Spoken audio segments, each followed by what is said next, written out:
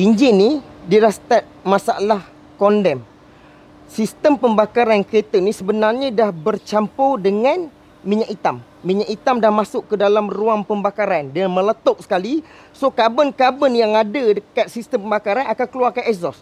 Dekat exhaust sana ada catalytic converter. Catalytic converter ni lebih kurang macam filter lah.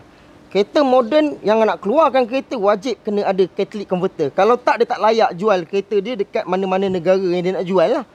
Wajib.